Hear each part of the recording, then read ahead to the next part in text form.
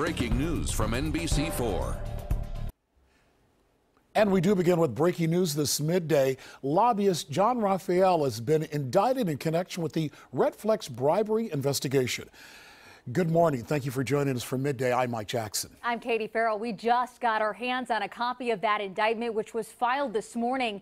NBC4's Ted Hart is live in Clintonville with the late-breaking details. Yeah, we're live in front of John Raphael's home here in Clintonville, where we spoke to him just a minute ago. We'll show you that in just a second. The indictment, it's not just an indictment, it's a guilty plea that's been filed in federal court in which it says that Raphael knowingly obtained and attempted to obtain property from Redflex by means of extortion. It's a commerce violation. And it suggests that this guilty plea suggests that John Raphael acted alone in all of this, and that he deceived both public elected officials at City Hall as well as officials with Redflex. You may recall that in her guilty plea, the former CEO of Redflex, Karen Finley, said that she believed that she was paying bribes to Columbus city officials in connection with the red light camera contracts, tens of thousands of dollars that was paid to Raphael, the lobbyist for Redflex.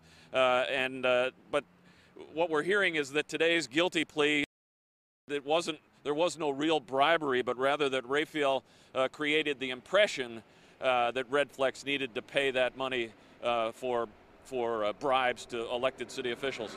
Now, just a few minutes ago, John Raphael did walk out of his house, and we got just a quick word with him. Making a statement later, and you're one of the people that I'll be talking to directly. Great. Okay. Thank you. Good to see you.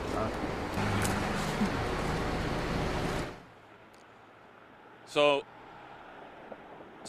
not much there. He did say, though, that he'll be making a statement, and that we'll get a chance to talk to him later. We also expect to hear from City Council President Andy Ginther, a mayoral candidate Andy Ginther, a little bit later, some kind of statement with regard to this action in federal court today.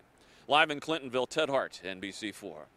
Thanks, Ted. And once again, as Ted just reported, a guilty plea today in the Columbus red light camera scandal, but it is not the plea that anyone really expected, and it does not involve an elected official. Again, that plea agreement was filed in federal court, and there are no charges against Columbus Council President Andrew Ginther or any other office holders. Our colleague Marshall sat down with Ginther for an exclusive interview on today's plea, and that appears to clear him of any wrongdoing.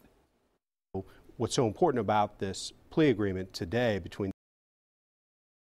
is that it clearly spells out that it had nothing to do with bribery or pay to play or any of those types of things. It had to do specifically and limited to Mr. Raphael's misleading and inaccurate dealings with Redflex.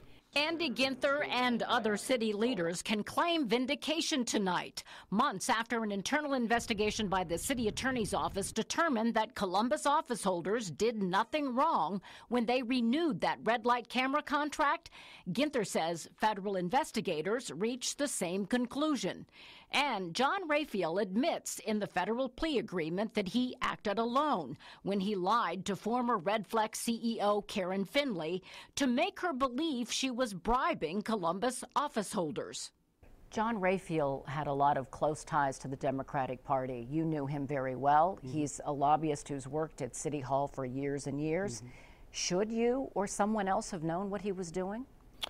You know, I have known John, as I've stated to you and other folks, you know, personally and professionally for over a decade.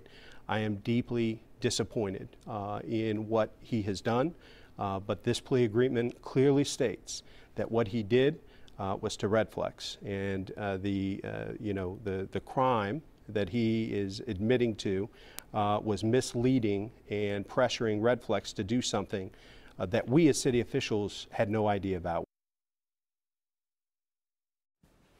Continuing coverage of the Redflex investigation, including today's indictment, on our website. And of course, that is NBC4i.com. And of course, we'll have complete reports, including a live report coming up tonight on NBC4 beginning at 5 and also 6 o'clock.